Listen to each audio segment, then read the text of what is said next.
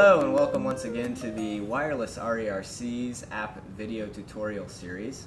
I'm Ben Lippincott, co-editor for MyWirelessReview.com, and we've got a really big treat today. We've got Steve Jacobs from Ideal Group. Welcome, Steve. Thank you, Ben. I appreciate you having me here. What accessibility issues did you find in cell phones today that made you decide you want to develop accessibility apps and make this big jump into mobile accessibility applications development? Well, Ben, as you can imagine, many of the people I work with happen to be people with disabilities, all of whom desire to use mobile devices just like you and I. And many of them couldn't because the devices were not being designed in a manner that enabled them to access it. The exceptions are, of course, the screen readers that have been available for mobile devices for quite a few years.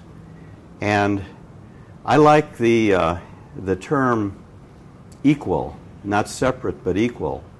And the way that it has been historically, at least in the cell phone market space, is that if, for example, an individual who's blind wished to use a smartphone or a cell phone, no problem.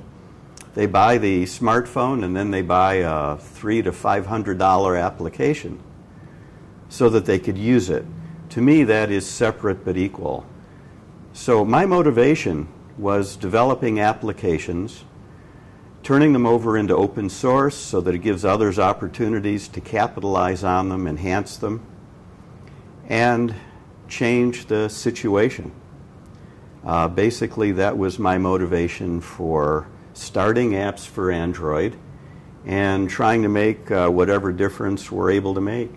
What made you decide to focus your development efforts on Android instead of, say, the iconic iPhone OS or BlackBerry operating system? You're looking at two extremes if you were to compare the iPhone, for example, to Android smart devices. The iPhone is developed and supported in a very controlled environment, which is very good because there's one phone, one operating system, one set of applications that works on that phone, and very rarely will individuals run into problems using the apps. The other end of the spectrum is Android, and it too is good. It attracts a different type of developer than people who develop applications for iPhones. The Android operating system is open source, and basically that means it is available for free to carriers. So by embracing Android, they are able to deliver a smartphone at a lesser cost, which I think you'll see if you look in the marketplace, than going with a dedicated phone with a proprietary operating system. I'm not suggesting that one is better than the other, but that freedom that open source software brings to developers is what attracted me and our company to the platform. We market all of our applications through Android Market, which is Google's e-store, their e-app store. And the way we develop new apps is to take ideas from our wonderful users that they submit to us. There is no way for us to tell whether or not any of our users have a disability.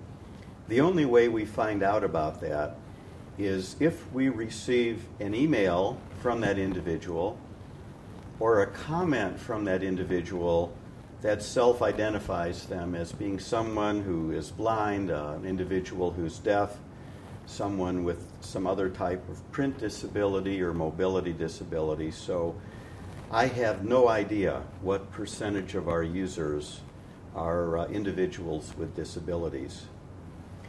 For those individuals that do ask us questions about our apps and that are most vocal, as you could probably guess, individuals who are blind are probably the most vocal and are probably the most technologically competent. And they're used to using high-quality applications like JAWS and Window Eyes. And that's what they compare applications to. And if it doesn't deliver that level of accessibility, you hear about it. As far as the most popular applications, our most popular application is called Speaking Pad. That was our first application. We developed it for one individual. It was a young man who was not able to speak. And he asked if it would be possible to write a little program for a cell phone that would let him type something into the cell phone, hit a button, and the phone would speak for him. Pretty simple. So we developed that application, named it Speaking Pad, and released it to Android market, hoping for 100, 200 users. We have now exceeded 500,000 users.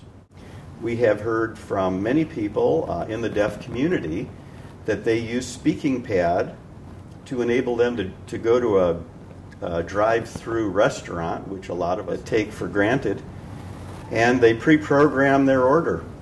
They drive up to the speaker, they press the button on their phone and place their order just like you and I would. Talking SMS messaging and talking caller ID.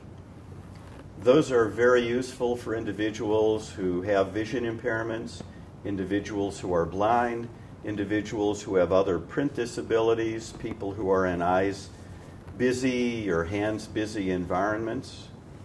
And those two applications have been very successful for us. For more information, please visit mywirelessreview.com.